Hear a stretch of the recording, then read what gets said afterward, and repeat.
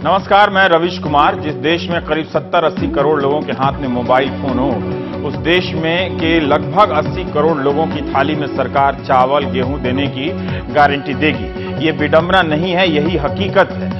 20 सालों से केंद्र से लेकर राज्यों में ग्रोथ रेट का ढोल पीटा जा रहा था।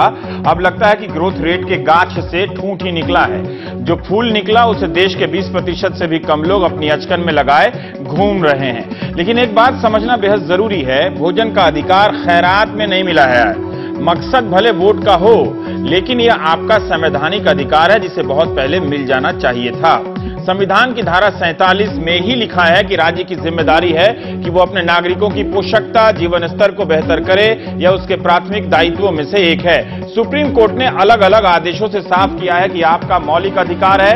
इसकी बुनियाद पड़ी थी 2001 में, जब पीयूसीएल राजस्थान ने सुप्रीम कोर्ट में एक जनहित याचिका दायर की थी कि भोजन का अधिकार कानूनी अधिकार माना जाए। 12 साल बाद यह लड़ाई यहां पहुंचकर कांग्रेस की होने लगी है, तो कभी बीजेपी की, तो कभी अन्ना डीएमके और कभी अकाली की हो गई है। क्रेडिट खाना भी पॉलिटिक्स है। 2010 में सुप्रीम कोर्ट ने भी कहा था कि अनाज सड़ रहे हैं, रख नहीं सकते तो मुफ्त में बांट दीजिए। कुपोषण दूर करने के मामले में भारत का रिकॉर्ड बांग्लादेश से भी खराब है, जबकि बांग्लादेश का ग्रोथ रेट हमसे कहीं ज्यादा कम है। फिर भी तरक्की वाले भारत में और तरक्की वाले भारत के राज्यों में इसकी जरूरत क्यों? तो आपको पहले यह समझना होगा कि आमदनी भले बड़ी हो, मगर खाने पीने के सामानों के दाम काफी बढ़े हैं। इसके अलावा स्वास्थ्य, शिक्षा, शहरी झुग्गियों के किराए आदि कई कारणों पर भी इतने खर्च बढ़े हैं, जिसके कारण आम आदमी अपने खाने पीने पर ही कटौती करता है। प्रधानमंत्री मनमोहन सिंह ने जनवरी 2012 में हंगामा रिपोर्ट जारी किया था, जिसमें कहा गया है कि 100 जिले ऐसे हैं जहां के 40% से भी ज्यादा बच्चे कुपोषित हैं, कमजोर हैं और 58% माताएं अपने नवजात बच्चों को 6 महीने तक सिर्फ पानी पिलाती हैं, सिर्फ पानी, दूध नहीं। इसीलिए यह विधेयक अध्यादेश के जरिए कानून बन रहा है, ताकि अलग अलग कैटेगरी में अलग अलग मात्रा में 1 से 3 रुपए प्रति किलो की दर से चावल, गेहूं और मोटे अनाज मिल सके।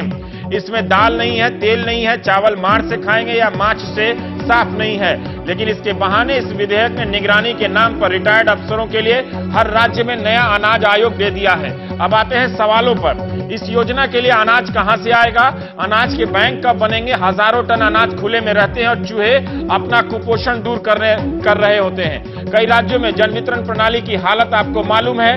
पहले से चल रही 20,000 करोड़ से भी अधिक की आंगनबाड़ी और मिड डे मील की योजनाओं का भी खास लाभ नहीं हुआ है। कुपोषण दूर नहीं हुआ इनसे। इसी आंगनबाड़ी और राशन दुकानों के भरोसे यह योजना ख्वाब देख रही है। इन दोनों योजनाओं में एक और समस्या है। अनुसूचित जाति और जनजाति के बच्चों और माताओं के साथ भोजन देने में भेदभाव किया जाता है। सरकार के पास कुपोषण के जो आंकड़े हैं, उनमें इस 2 तबके के बच्चे बाकी वर्गों से कहीं ज्यादा कुपोषित हैं। भ्रष्टाचार और जात पात का एंगल। केंद्र के इस कानून से पहले छत्तीसगढ़, पंजाब, तमिलनाडु, मध्य प्रदेश, वो जून में मध्य प्रदेश ने अभी किया है, दिल्ली, उड़ीसा में अलग अलग रूप में यह लागू है। इन राज्यों से पहले भी Brazil, Mexico, Vietnam, Thailand, Ethiopia में अलग अलग रूपों में भूख मिटाने की ऐसी तमाम योजनाएं लागू हो चुकी हैं। क्या इस विधेयक, अध्यादेश और एक्ट कुपोषण और भूख को मिटा देगा? अब प्राइम टाइम में बयान टाइम। बीजेपी के राष्ट्रीय अध्यक्ष राजनाथ सिंह का कहना है कि अध्यादेश की जगह मानसून सत्र का इंतजार क्यों नहीं किया गया? 9 साल में सरकार ने संसद पर इस पर बहस कराने की कोशिश क्यों नहीं की? मगर गूगल बताता है कि इसका वादा कांग्रेस ने 9 साल पहले नहीं 2009 में किया था। सीपीएम ने भी संशोधन का प्रस्ताव दिया है। सीपीएम नेता बृंदा करात ने कहा है कि संसद के सत्र से पहले अध्यादेश लाकर संसद की अवमानना है।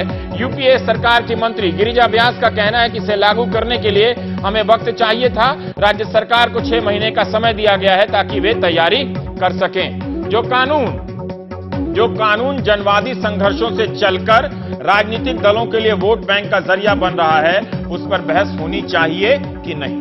कांग्रेस ने संसद में बहस का रास्ता क्यों छोड़ा? दूसरी तरफ विपक्षी दलों का विरोध घबराहट से है या वे सही में संसद में बहस चाहते हैं? वैसे एक आंकड़े के अनुसार 2009 से अब तक हर 5 में से 1 विधेयक 5 मिनट में ही पास हो गया। कितने दिन तो संसद नहीं चली। फिर भी अगर दल इस विधेयक को लेकर संजीदा है तो बहस के लिए 5 मिनट मिलने ही चाहिए। वैसे 1 घंटा है प्राइम टाइम में 12 गुना ज्यादा।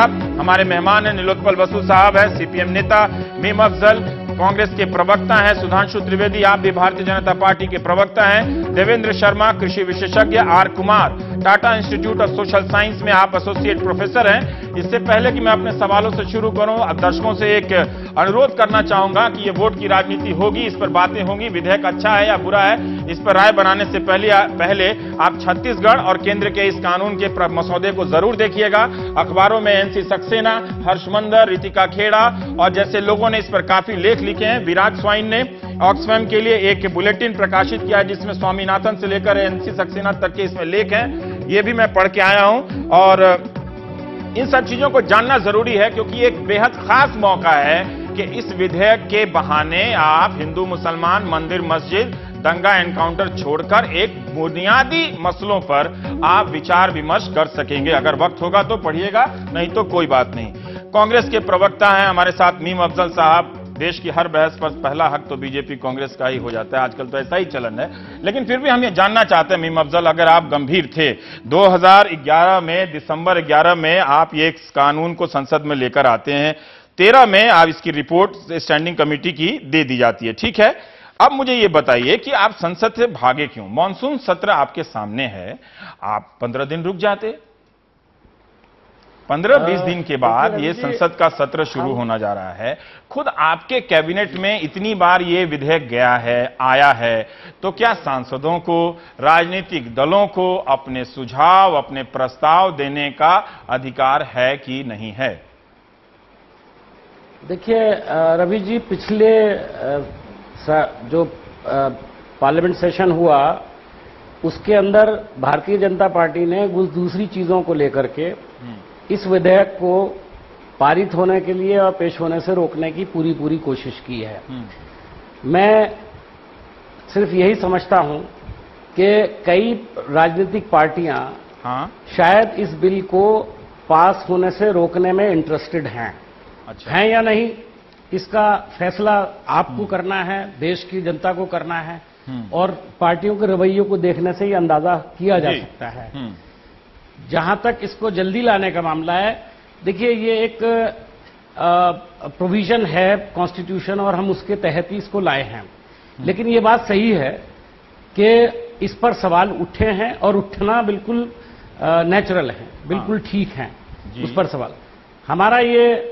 हमें ये आशंका थी और है कि कुछ पार्टियां कोई दूसरा बहाना बनाकर संसद को हर बार सेशन को रोकती रही हैं और उन्होंने काम नहीं करने दिया पार्लियामेंट को। आगे भी यही होने वाला था। ये बिल काफी लेट हो चुका है। आपने खुद कहा 2011 में लाए थे हम, फिर सेलेक्ट कमेटी को चला गया, वहां खूब डिस्कशन हुआ, सारी पार्टीज ने अपने इसके अंदर सजेशंस दिए हैं, उनको इनकॉर्पोरेट भी किया गया और उसके मुताबिक ही ये ऑर्डिनेंस बनाया गया है। पर क्या ये सच लाने का मतलब ये है सत्र में स्टैंडिंग कमेटी के प्रस्ताव के बाद उसे ला नहीं सके आप उसके मसौदे को? अगर आप बहस नहीं होती तो कम से कम आप रख देते, क्योंकि खुद आप अंतर विरोधों से गुजर रहे थे, तो क्या इन राजनीतिक दलों को यह मौका नहीं मिलना चाहिए कि वे भी, और खासकर ये कानून जो आप, ना तो आपके वजह से इसकी शुरुआत हुई थी ना बीजेपी की वजह से शुरुआत हुई थी, इथियोपिया वाला जैसा देश आपसे पहले नंबर ले चुका है, तो कांग्रेस बीजेपी करने से पहले इन तथ्यों को ध्यान में रखिए कि पीयूसीएल राजस्थान वहां से ये बहस चली है। तो जो बात पब्लिक ने लड़ाई लड़कर आपको मजबूर किया, आप राजनीतिक दलों को जो सत्ता में रहते हैं, तो उस पर बहस होती, फिर लोगों को और समझ बनती कि क्या है इस ग्रोथ रेट की पॉलिटिक्स में, क्यों 70% लोगों को, 80% लोगों को सरकार अनाज देने जा रही है। देखिए रवि जी, ये बात आपने जो कही है बड़ी अहम है। हम इसके अंदर कोई क्रेडिट लेने की बात नहीं कर रहे। हमारा ये मैनिफेस्टो के अंदर वादा है, एक पॉलिटिकल पार्टी होने की हैसियत से हम ये चाहते हैं कि पारित हो। हमने पूरी कोशिश की है। अभी हमारे ऊपर बहुत सारे लोग सवाल कर रहे हैं, साहब 4.5 साल था, आप कहां सो रहे थे? हम नहीं सो रहे थे।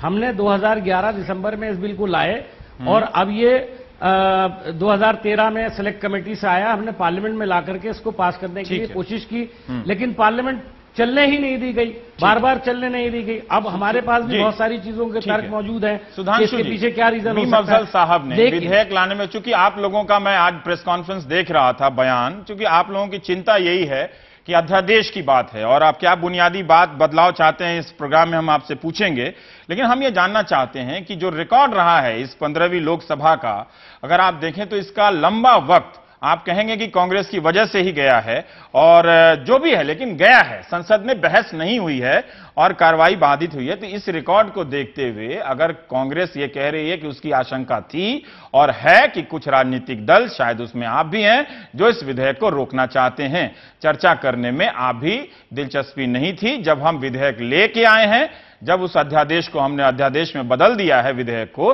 तब आप गंभीर होने का आखिरी वक्त में प्रयास कर रहे हैं। ये मीम अफजल साहब आपकी तरफ इशारा कर रहे हैं। देखिए, संसद जिस मुद्दे के कारण नहीं चली, यद्यपि वो आज चर्चा का विषय नहीं है, उसमें सिर्फ इतना कहना चाहूंगा कि जिन 2 मंत्रियों के इस्तीफे को लेकर संसद में गतिरोध था, सत्र समाप्त होने के ठीक 2 दिन के बाद आपने उनका इस्तीफा लिया। यदि आपने उसी समय इस्तीफा ले लिया होता तो संसद सुचारू रूप से चल सकती थी। इससे यह स्पष्ट है कि किसकी हठधर्मिता के कारण संसद नहीं चली। अब उसको छोड़ते हैं, आप इस आइए खाद्यान्न अध्यादेश पर जी।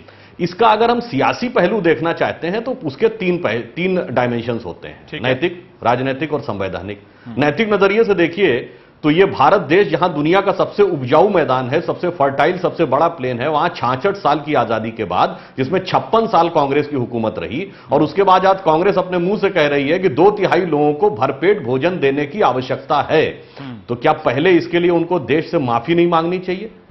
अब आप आइए राजनीतिक पहलू के ऊपर, तो बड़ी स्पष्ट सी बात है कि 9 सालों में आप देखें तो न्यूक्लियर डील पास हो जाती है, एफडीआई इन रिटेल पास हो जाता है। 9 साल की बात क्या करें, कांग्रेस ने इसका वादा 2009 के मैनिफेस्टो में किया था, तो चलिए आप 2009 में एफडीआई 4 साल गुजर जाते हैं, एफडीआई इन रिटेल पास हो जाता है, पिछली सरकार में दांव पे लगाकर न्यूक्लियर डील पास हो जाती है और इसकी सुध आखिर में आती है, और 2 हफ्ते इंतजार नहीं हो सकता है जब पार्लियामेंट आने वाली। अब संवैधानिक नजरिए से देखिए, सीधे संसद का सत्र सामने दिख रहा है और आप अध्यादेश के थ्रू लाने का प्रयास कर रहे हैं। इसका अर्थ यह है कि नैतिक, राजनीतिक और संवैधानिक तीनों दृष्टियों से यह सरकार इस अध्यादेश के मुद्दे पर जनता को गुमराह करने और धूल झोंकने का काम कर रही है।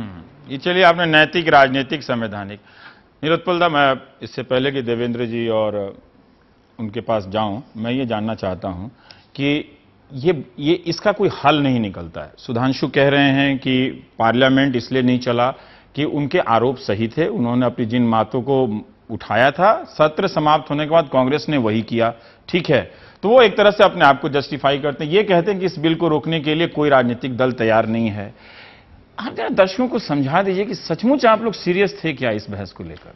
देखिए, क्या ये बहस, ये कांग्रेस बीजेपी की पॉलिटिक्स में अटक गई? सिर्फ यही विधेयक नहीं, बाकी तमाम विधेयकों का भी यही हाल हुआ है संसद में। अगर आप रिकॉर्ड देख लें तो उसकी यही स्थिति है। ये सवाल का जवाब देने के पहले मैं 1 मिनट में आपको मुबारकबाद देना चाहता हूं, जो बहुत ही बेहतरीन तरीके से तैयारी के साथ आपने भूमिका बांधा इसका, और इस मुद्दे का जो गंभीरता, जो हमारे राजनीतिक पार्टियों को भी दिखाना चाहिए, वो भूमिका आपने निभाया। पहली बात तो ये है, देखिए ये एक पार्टी है, मीडिया पार्टी जो भी है, मतलब सबके लिए मैं ये बात मीडिया वालों के लिए नहीं कर सकता। दूसरी ये बात है कि ये देश की विडंबना है। देखिए, संसदीय लोकतंत्र में उसका बुनियाद है कि सरकार में जो रहेगा उसका जवाबदारी, अकाउंटेबिलिटी। लेकिन आप जब भी कोई सवाल अगर पूछेंगे, कांग्रेस वाले बोलेंगे ये नहीं हुआ क्योंकि बीजेपी जिम्मेदार है, और बीजेपी बोलेंगे कि ये नहीं हुआ इसके लिए कांग्रेस वाले जिम्मेदार। ये तय करने के लिए कोई अदालत है नहीं। लेकिन उसके तय करने के लिए तो कोई अदालत है नहीं। उसके लिए जिसका जवाबदारी है उसको बाध्य करना, इसमें किसी का रुचि नहीं है। इसलिए पिछले सत्र में जो हुआ हमने उसका विरोध किया था। ठीक है, ये सुधांशु जी जो बोल रहे थे वो अपने जगह पे ठीक है कि कांग्रेस जिस तरह से इस्तीफा लेके किया है उससे वो और भी संदेह के घेरे में चले जाते हैं। लेकिन बीजेपी भी कोई ठीक काम नहीं किया, क्योंकि ये जरूरी था चर्चा करना। नहीं, मीम अफजल जी जो बोल रहे हैं, तो 2009 से 2012 तक क्या हुआ? 2011 22 दिसंबर 2011 को संसद में, नहीं 2013 को वादा किया था ना। 2009 में वादा किया था, 2012 तक क्या कर रहे थे ये लोग? एक ठीक है। दूसरी बात है कि देखिए, खामखा शंकाएं ये पैदा करने के लिए लगे हुए जैसे आप बोल रहे हैं कि ये अन्न का अधिकार एक बुनियादी अधिकार है, तो आप इसके अंदर डायरेक्ट कैश ट्रांसफर डाल दिया और डाल के आप बोल रहे हैं कि लोगों को खाद्यान्न जो लेना होगा वो बाजार से खरीदना होगा और उसके लिए सीधा कैश मिल जाएगा। नहीं, उसमें एक प्रावधान है कि ये पढ़ के आया हूं मैं, उसमें एक प्रावधान है कि ये भी किया जा सकता है, फूड कूपन भी दे सकते हैं। मैं ये बोल रहा है इसका जिक्र क्यों है? हाँ, इसका ये आप हटाना चाहते हैं क्योंकि इसके पहले गेम चेंजर वगैरह भाषणबाजी हो गया है। हाँ, तो इससे किसान को क्या लग रहा है कि अगर डायरेक्ट कैश ट्रांसफर से लोग बाजार से खरीदेंगे तो प्रोक्योरमेंट का कोई जरूरत नहीं रहेगा। अगर ये पॉइंट समझा दीजिए दर्शकों को। मैं ये बोल रहा हूं, अगर जो ग्राहक है, ग्राहक मतलब जिसको भोजन को अधिकार का मिल रहा है, उसको अगर अनाज के बजाय आप अगर उसको पैसा थाम देंगे उनके हाथ में, 1 रुपया अगर सरकार देगी, 1 रुपया किलो मोटा अनाज दे रहे तो 1 रुपया में बाजार में खरीद लेगा, आपको लगता है? ना, मैं बोल रहा आप कहीं कैश ट्रांसफर को कोई ज्यादा बढ़ा चढ़ा के तो नहीं देख रहे? 3 रुपया किलो है। मैं ये बोल रहा ना कि अभी दबाव में आके ये बोल रहे हैं कि हम इस दर में हम देंगे। ठीक है। तो अगर उसमें ये भी प्रावधान आप रख दिया बिल में, ठीक है, और बाद में जाके आप बोलेंगे कि हम अभी सप्लाई नहीं करेंगे सरकारी मतलब रेशन दुकान से, ठीक है, बल्कि आपको पैसा थम देता हूं। आपको दिक्कत बाद में है, अभी वाले पे दिक्कत नहीं है। नहीं, लेकिन ये प्रावधान जो अभी आप लागू नहीं करोगे, तो ये आपका मेजर ऑब्जेक्शन है। ये किसानों का एक होता है। दूसरा बात है कि आप कॉर्पोरेट्स के लिए पैसा लुटा सकते हो। अभी तो गैस का जो कांड हो गया वो पता चल रहा है लोगों को, लेकिन आप पूरा जो सार्वजनिक कवरेज देने के लिए तैयार नहीं हो। 35 किलो का जो आया था 5 आदमी का परिवार के लिए, हर परिवार के लिए 35 किलो, ये किसी का मनगढ़ंत नहीं है। ये वर्ल्ड हेल्थ स्टैंडर्ड, आपने जो वो पोषण का, अंडरवेट बच्चों का, गर्भवती माओं का जो स्थिति, उसका एनीमिया, उसका जिक्र कर रहे थे, उस हिसाब से 35 किलो चाहिए। आप क्यों उसको 25 किलो कर रहे हैं? फिर सार्वजनिक अनाज की मात्रा, ठीक है, और प्राइस भी, क्योंकि देखिए 8 प्रदेश में 1 रुपया किलो, 2 रुपया किलो अनाज मिल रहा है। तो आप अगर 3 रुपया किलो में चावल देंगे तो उसको तो फायदा नहीं है कोई। तो ये जो मामला है 3-4 अध्यादेश में जाने से प्रॉब्लम क्या है? सामान्य विधायक, आप तो जानते हैं अच्छी तरह से, सामान्य विधायक को मतलब कंसीडर करने के लिए संसद के पास 3 विकल्प होता है। आप हटा दो विधायक को, आप पास कर दो, या आप संशोधन करके उसको बेहतर बना। लेकिन अध्यादेश के लिए ये जो तीसरी जो विकल्प है, उसको बेहतर बनाने के लिए एक और बात पे कि हरीश रावत ने आज कहा कि अध्यादेश है, ये तो संसद में इसको आना ही आना है पास होने के लिए, तब चर्चा हो जाएगी, तब सुझाव। नहीं, वही तो मैं बोल रहा ना, वो अध्यादेश जब आएगा आप उसको सुधार नहीं कर सकते। नहीं सुधार कर सकते, आपको पास ही करना है। एक भी शब्द, एक भी कॉमा, फुल स्टॉप का चेंज, वो अवसर आप लोगों ने गंवा दिया एक तरह से, आपको नहीं मिला संशोधन का। वही तो मैं बोल रहा ना, वहां पे तो वो जो तू मैं शुरू हो जाएगा। कांग्रेस वाले बोलेगा बीजेपी के लिए नहीं हुआ, बीजेपी वाले बोलेगा कांग्रेस के वजह से नहीं हुआ। लेकिन मूल बात है कि ये मौका चला गया। लेकिन ये बुनियादी अधिकार है, हमारे संविधान चाहिए था। एक निरंकुश एक छत्र अधिकार देता है। इससे पहले संसद को विधेयक पारित करने का, उसको छीना जा रहा है। रामकुमार साहब, देवेंद्र जी, 1 मिनट और वेट कर लीजिए। मीम अफजल साहब से मैं पूछ लेता हूं कि ये जरा बताइए कि ये स्टेट के टकराव का जो एक पॉइंट नीलोत्पल दा ने उठाया है, मीम साहब, कि आप छत्तीसगढ़ वहां 1 रुपए के रेट से अनाज है, आप 2 रुपए या 3 रुपए के अनाज से दे रहे हैं, यही एक मतलब टकराव है। या तो आप एक ऐसा कानून लाएं, क्योंकि ये कानून जब आप लेकर आ रहे हैं, जब तक आप सोच रहे थे 8 राज्यों ने इसे अलग अलग रूप में इसे लागू कर दिया है, ठीक है। हालांकि मध्य प्रदेश में इसी जून में लागू किया गया है, लेकिन वो शायद चुनाव को देखते हुए नहीं किया गया होगा। आप चूंकि करते हैं तो वो चुनाव के कारण किया गया होगा, लेकिन वो ठीक है, सुधांशु जी इस पर जवाब देंगे। मुझे इस बात का जवाब दीजिए कि एक टकराव है ना, आपका रेट, छत्तीसगढ़ का रेट अलग अलग है, आपका ज्यादा है, उनका कम है, और आपके अनाज की मात्रा कम है, नीलोत्पल जो कह रहे हैं। देखिए, एक तो मैं आपको बताऊं, नीलोत्पल जी जो बात कर रहे हैं जो सवाल उठाया उसी पर जवाब दीजिएगा सर, बाकी छोड़ दीजिएगा। जी मैं उसी का जवाब दे रहा हूं। उसका जवाब मैं इसलिए दे रहा हूं कि उन्होंने ये कहा कि जो स्टेट्स दूसरी हैं वहां पर रेट कम है। आपको मैं बताना चाहता हूं कि जो स्टेट्स ये सस्ता अनाज बेच रही हैं उसमें 80% पैसा सेंटर से ही जा रहा है। स्टेट तो बहुत कम उसमें इस्तेमाल करती है अपना पैसा, और उसका जाहिर है कि उसका बेनिफिट भी लेते हैं।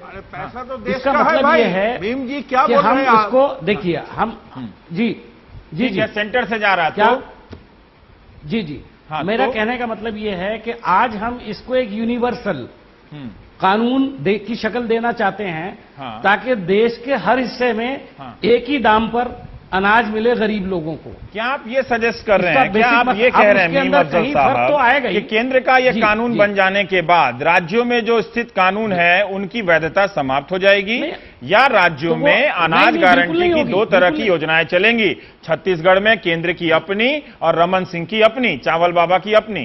नहीं, कोई भी अगर स्टेट उसके अंदर अपने पास से कुछ बजट दे करके उसमें कोई प्रावधान जैसे इन्होंने किया है करना चाहे तो कर सकती है। कंफ्यूजन है, नहीं इसमें कंफ्यूजन है, इसमें कोई टकराव नहीं है। मैं ये जानना चाहता हूं, ठीक है, ये अगर आप संक्षेप में अगर इसको बता सकें संवैधानिक हिसाब से, तो संवैधानिक हिसाब से इस पॉइंट पे टकराव वाले बात पे ये बिल्कुल ये जो दृष्टिकोण है ना, वो तुगलक वाला जमाने का शब्द ये इस्तेमाल कर रहे हैं। हमारा देश का जो खजाना है उस खजाने से 62-63% जो मतलब रेवेन्यू आता है ये सेंट्रल गवर्नमेंट के पास आता है। मसले पे नहीं जाता। और नीलुदा नहीं मेरा सवाल है दो तरह की योजनाएं इसको पास होने के बाद क्या एक ही तरह की योजनाएं एक राज्य में दो मद में हो सकती हैं क्या, कि राज्य के हिसाब से भी चले और केंद्र के हिसाब से?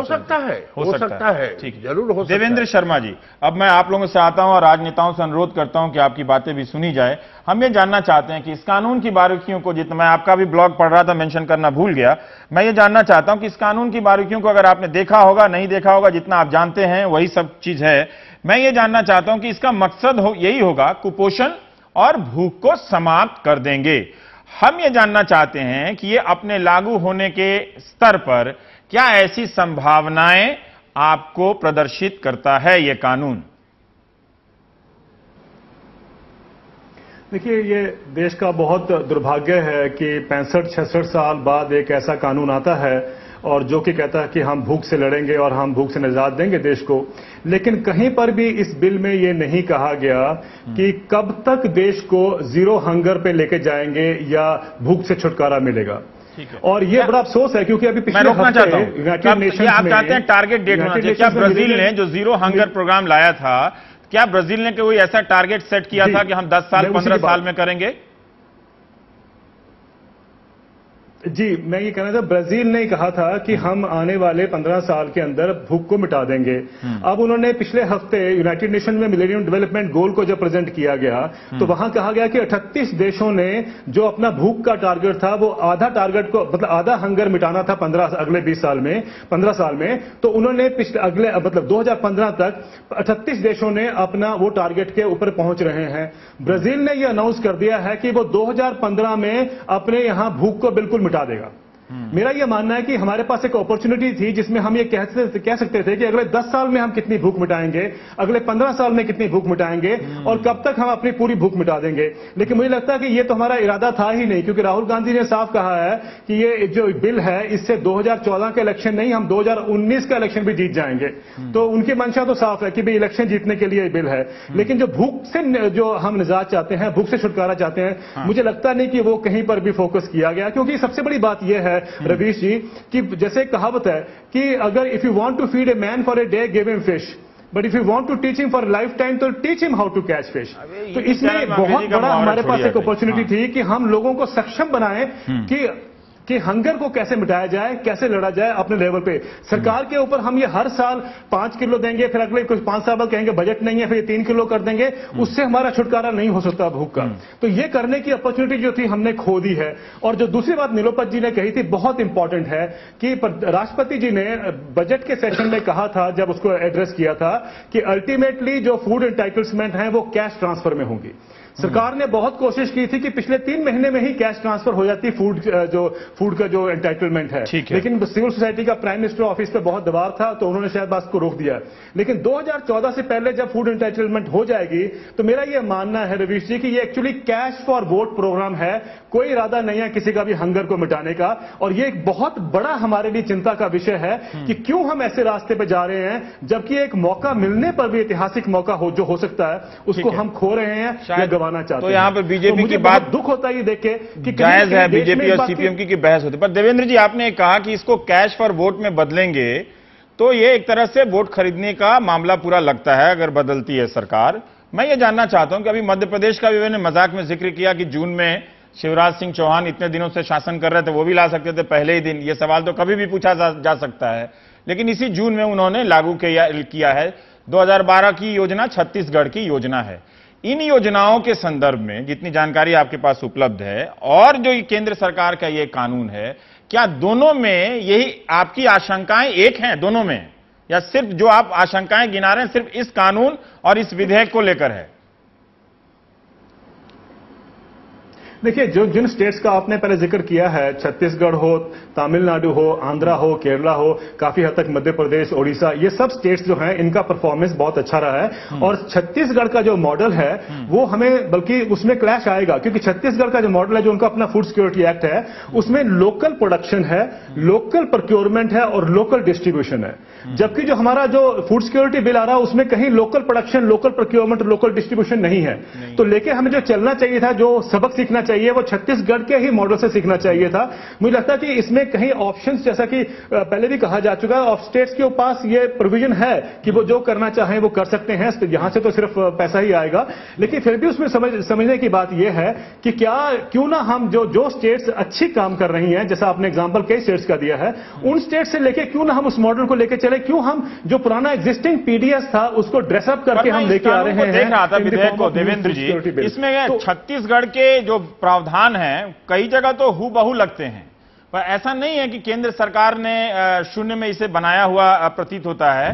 पर मैं इसको देख रहा था कि इसमें बहुत सारी पंक्तियां, बहुत सारे भाव जो छत्तीसगढ़ से लिए गए। हालांकि एक नई नौकरशाही, जो रिटायर्ड आईएएस ऑफिसर होगा, फूड कमीशन का जो बना दिया जाएगा, जिला शिकायत निवारण एक कर्मचारी होगा जिलों में, वो ये सब देखेगा। लेकिन राम कुमार जी के पास मैं आना चाहता हूं कि इन आशंकाओं के साथ मैं एक सवाल करना चाहता हूं कि integrated child development scheme ICDS, anganwadi जिसे हमारे गांव देहात में लोग जानते हैं, ये 37 साल से योजना चल रही है। मिड डे मील योजना चल रही है और हमारे पास जन वितरण प्रणाली है, PDS सिस्टम है। हर तरह से रिपोर्ट है कि इनमें भ्रष्टाचार, इनमें भेदभाव और इनका जो बुनियादी मकसद है वो कभी ये पूरा नहीं कर पाए। ये 3 योजनाएं कम से कम हमें परफॉर्म करके दिखाती, प्रदर्शित करके दिखाती, इनका प्रदर्शन बेहतर होता तो शायद आज हम इस कानून के राजनीतिक पक्ष, वोट लेने वाले पक्ष पर चिंता कम करते और समाज के एक पौष्टिक तत्व, उसमें उसके सुधार के बारे की संभावनाओं से आज हम लबालब होते। सवाल मुझसे है रवीश जी? जी, आपसे है। जी देखिए, ये भारत की जो स्कीम्स की जो आपने बात बोली, ICDS और मिड डे मील, ये जब स्कीम्स की जो आपने बात बोली, ये इसका जो परफॉर्मेंस है काफ़ी खराब है। इसका ये कोई विषय ही नहीं है, खराब है। और मांग यही रही है कि सिविल सोसाइटी से, प्रोग्रेसिव पॉलिटिकल पार्टी से, प्रोग्रेसिव इकोनॉमिस्ट से ये मांग यही रही है कि ये जो स्कीम्स जो है इसको सार्वत्रिक बनाएं, ये जो एक राइट्स फ्रेमवर्क में इसको लाया जाए और इसके जो बेनिफिट्स हैं ये काफ़ी सारे लोगों तक पहुंचाया जाए। लेकिन इम्प्लीमेंटेशन के लिए सबसे महत्वपूर्ण चीज़ तो पॉलिटिकल विल की होती है। आप देखिए, कोई भी स्कीम अगर आप देखिए, PDS ही अगर आप निकाल के देखिए तो आपको ये पता चल जाएगा कि जो भी राज्य है जहाँ पे इसके लिए एक पॉलिटिकल विल है, वहाँ पे इसका परफॉर्मेंस काफ़ी अच्छा रहा है। जो कांग्रेस हो, CPM हो या बीजेपी हो, जहां पे भी पॉलिटिकल विल इसके पीछे है, इसका परफॉर्मेंस अच्छा रहा है। प्रॉब्लम यही रहा है कि इसके पीछे पॉलिटिकल विल का अभाव बहुत सारा है। आज 60 साल के पहले हमारा ये मानना था कि लोगों को शायद लगा होगा कि 60 साल के बाद हम एक तंदुरुस्त लोकतंत्र बनेंगे। तंदुरुस्त लोकतंत्र यानी तंदुरुस्त लोगों का लोकतंत्र। अभी तो एक भूखमरी का लोकतंत्र भारत माना जाता है। तो आई नहीं, लाइव बॉय चल गया। हाँ, मेरा एक सवाल है, फिर बांग्लादेश हमसे क्यों बेहतर करता है? आप अपने जवाब जारी रखिए और इसके संदर्भ में ये सवाल का जवाब दे दीजिए, फिर हम ब्रेक से आएंगे तो फिर सुधांशु के पास जाएंगे जो बहुत देर से चुप हैं। जी जी, बांग्लादेश की कॉन्टेक्स्ट अलग है। वहां पे सरकार की काफी फोकस रही है कि इस तरह की जो स्कीम है इसको ठीक किया जाए, काफी पैसा उस पर खर्च किया जाए और उसकी इम्प्लीमेंटेशन पे एक पॉलिटिकल विल उसके पीछे लाया जाए। तो बांग्लादेश की जो अवस्था है वो भारत से काफी आगे है, काफी बेहतर है, ये हम सब जानते हैं, लेकिन उसके पीछे भी पॉलिटिकल विल और इम्प्लीमेंटेशन में जो फोकस है और जितना पैसा सरकार उस पर खर्च करता है उसका भी एक सवाल उसके पीछे है। अगर भारत उस ट्रेजेक्टरी पे अगर भारत नहीं जा रहा है तो बांग्लादेश के पीछे ही रहेगा भारत। ये जो फूड सिक्योरिटी ऑर्डिनेंस का सबसे अगर आप समय देंगे तो मैं 5-6 प्रश्न उठाना चाहूंगा।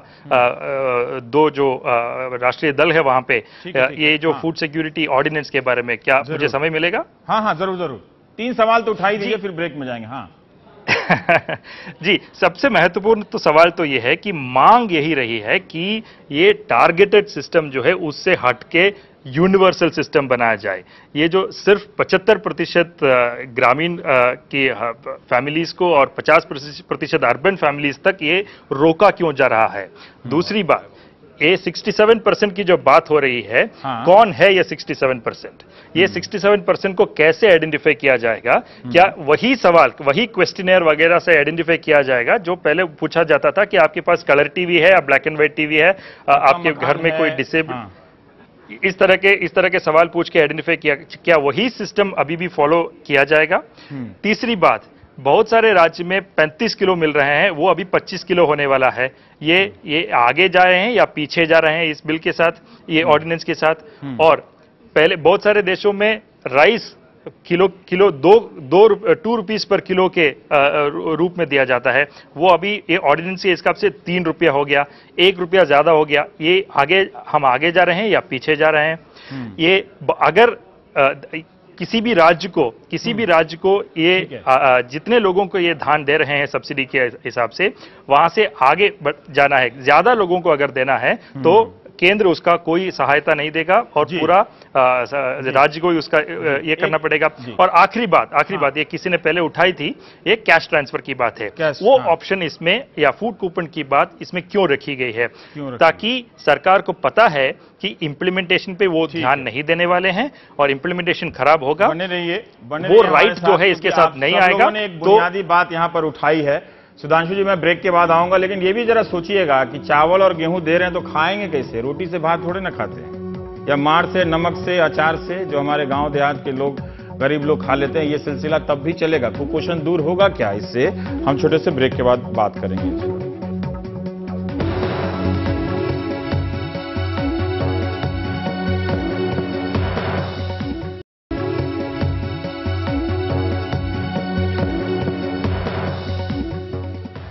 सुधांशु, मैंने कहा था कि मैं आपके पास आऊंगा।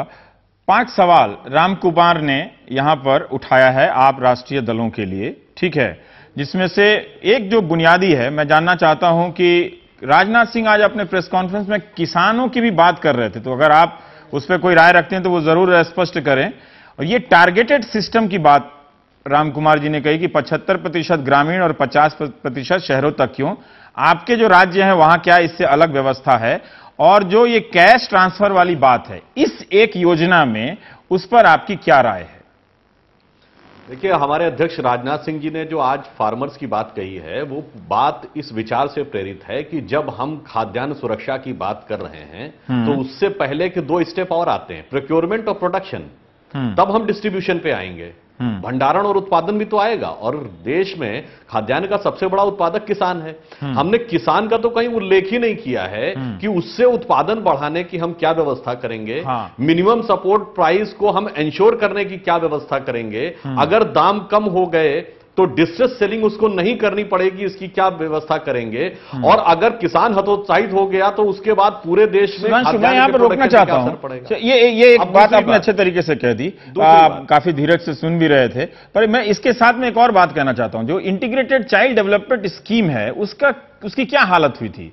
उसमें तमाम तरह की भारत की 7-8 समस्याएं उसमें ठेल दी गई, जिसकी वजह से ना तो वो कभी बच्चे को मिले ना कभी मां को मिले। इतनी तमाम, क्या आप चाहते हैं कि इस विधेयक के साथ मतलब अनाज बैंक से लेकर पूरा न्यूनतम समर्थन मूल्य से लेकर तमाम समस्याएं इसी में निपटा दी जाएं इसमें? जी नहीं, मैं इसको तथ्यात्मक आधार पे कह रहा हूं जी कि भारत सरकार के ही एक पेपर है जिसने कि वो कमीशन फॉर एग्रीकल्चर प्राइसेस, उसने दिसंबर 2012 में ये बात लिखी है कि अगर हमको खाद्यान्न सुरक्षा को मुहैया कराना है तो आने वाले 3 वर्षों में कम से कम 1.1 लाख करोड़ रुपए की और व्यवस्था करनी पड़ेगी।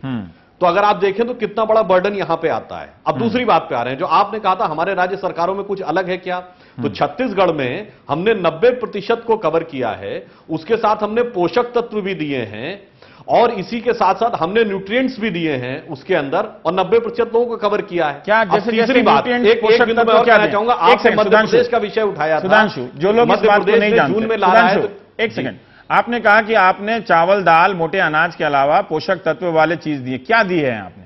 पल्सेस दिया है, दाल पल्सेस दिया है, और भी हम लोगों ने अन्य चीजों पे भी उपलब्धता कराई। और 35 किलो और 25 किलो वाला विषय तो छोड़ दें, हम रुपए में कम दे रहे हैं वो तो अलग विषय है। अब तीसरी बात जो आपने कही, मध्य प्रदेश में जून में दे रहे हैं, तो शायद वो राजनीति नहीं उसको छोड़िए, वो सब छोड़ दीजिए, कांग्रेस बीजेपी छोड़िए, मैं ये कैश ट्रांसफर वाला पॉइंट पे जाता हूं, देवेंद्र शर्मा जी वाली बात पे आ जाइए। हाँ, देवेंद्र शर्मा जी ने कहा कि आगे, बहुत अच्छी बात उन्होंने कही कि आने वाले वर्षों के लिए हमने कोई प्लान तो रखा नहीं कितने वर्षों में भारत को भयमुक्त कर देंगे। उसका कारण क्या है कि ये जो योजना लाई गई है ये देश की इंट्रिंसिक एग्रीकल्चर ग्रोथ को ध्यान में रख के नहीं लाई गई। ठीक है, जैसे हमारे यहां मध्य प्रदेश में जब हम आए तो 3% कृषि विकास दर थी, आज 18.96% तक हम ले गए, और इस वर्ष भारत के खाद्यान्न पूल में ग्रोथ रेट मत कहिए, देखिए आपका इतना विकास है तो 36% में 90% लोगों को खाना खिला रहे हैं, मध्य प्रदेश में 80% लोगों को खिला रहे हैं, और केंद्र सरकार पूरे भारत को खिलाने जा रही है। तो ये ग्रोथ रेट अभी समझ में नहीं आ रहा है, लेकिन आपने दो बातों का जवाब बहुत स्पष्ट ग्रोथ रेट को आप छोड़िए, आज टेलीविजन है और मैं स्वामीनाथन तो हूं नहीं, न सुबह राव हूं।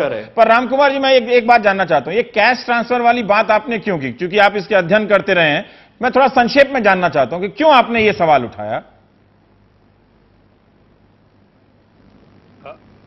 जी, आपसे पूछा मैंने। हाँ, ये कैश ट्रांसफर वाला सवाल आपने क्यों उठाया? किन अनुभवों के आधार पर आप इसमें आशंका व्यक्त कर रहे हैं? जी, मैंने इसलिए उठाया कि मुझे ये सरकार की सिंसियरिटी पे काफी डाउट है। अच्छा। वो डाउट जो है कोई वजह से है। आप इस सरकार के प्रमुख 3 इकोनॉमिस्ट एडवाइजर्स की बात ले लीजिए। Commission for agricultural cost and prices के chairman Ashok Gulati, planning commission vice chairman Montek Ahluwalia, और prime minister's economic advisory council के चेयरमैन डॉक्टर रंगराजन।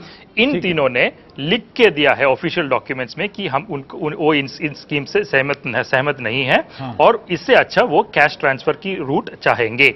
तो सरकार के अंदर ही कैश ट्रांसफर के सपोर्ट में एक काफी बहुत बड़ा एक आर्ग्यूमेंट है।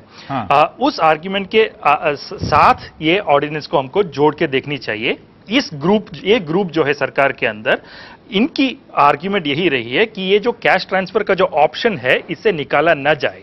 वो इस ऑप्शन को इससे निकालने से सहमत नहीं है। क्यों सहमत नहीं है? क्यों सहमत नहीं है? क्योंकि वो चाहते हैं कि अगले साल, क्योंकि जो प्रोक्योरमेंट वगैरह जो है वो अगले साल वो नहीं जानते कि अगर बढ़ेगा या नहीं, या वो बढ़ाना भी नहीं चाहते, क्योंकि वो प्रोक्योरमेंट ही खत्म करना चाहते हैं ताकि रिलायंस या उस जैसे मल्टीनेशनल कंपनियां प्रोक्योरमेंट के एरिया में एंट्री करें। एक पॉइंट एक तरह से इसके वजह से रवीश जी एक मिनट, इसके वजह से अगले साल उनको पता है कि ये धान दे नहीं पाएंगे, और इसके वजह से वो उसको सब्स्टिट्यूट करके कैश देना चाहते हैं ताकि वो इलेक्शन ईयर पे उनको इसका बेनिफिट मिले। ये उनका मीडियम टर्म स्ट्रैटेजी है। सर, 1 मिनट है, मीम अफजल साहब नीलोत्पल दास से आखिर में जाना चाहता हूं, आप अपनी बात कह लीजिए। देवेंद्र जी। हाँ,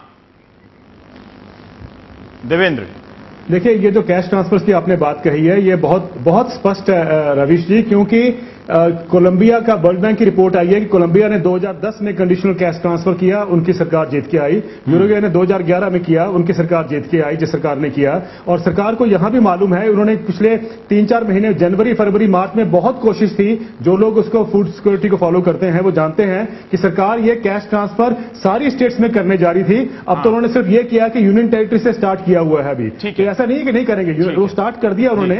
अब वो स्टेप बाय स्टेप आप देखिए स्टेट पे भी आ जाएगा। लेकिन इससे बड़ी बात जो कही गई है वो ये है कि भाई फूड सिक्योरिटी को आप आइसोलेशन में नहीं देख सकते। ठीक है, फूड सिक्योरिटी का एक जैसे कहा क्यों है डाउट ये, वो इसलिए है कि फूड मिनिस्ट्री कह रही है, एक मिनट, फूड मिनिस्ट्री कह रही है कि हमें प्रोक्योरमेंट नहीं हम इतनी कर सकते, हमें कैप करनी है प्रोक्योरमेंट। अगर वो कैप करते हैं तो राशन शॉप की जरूरत नहीं है। दूसरी बात, फूड मिनिस्ट्री ये भी कह रही है कि एफसीआई आगे से सारा जो अनाज पड़ा है उनके पास वो उसको वो फ्यूचर ट्रेडिंग में लगाएगी, ये परमिशन मांग रही है एनसीडीई एक्ट से। तो आप देखिए देवेंद्र जी, मैं रोक रहा हूं कि आप 1.5 मिनट बच गया मेरे पास, आप विड्रॉ कर रहे हैं, मुझे रोकना पड़ेगा। आप लोगों ने अच्छे पॉइंट्स उठाए हैं। हाँ मीम अफजल साहब, मुझे इसका जवाब दे दीजिए आप, ये टारगेटेड वाला और कैश वाला, 1 मिनट समय है सर, पॉइंटेड जवाब दे दीजिएगा इसके बारे में, क्या राय रखते हैं आप?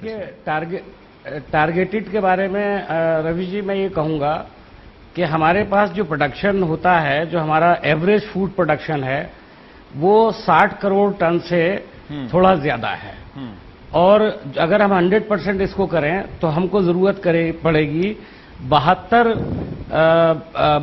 करोड़ 60 लाख के करीब हमको उसकी जरूरत पड़ेगी।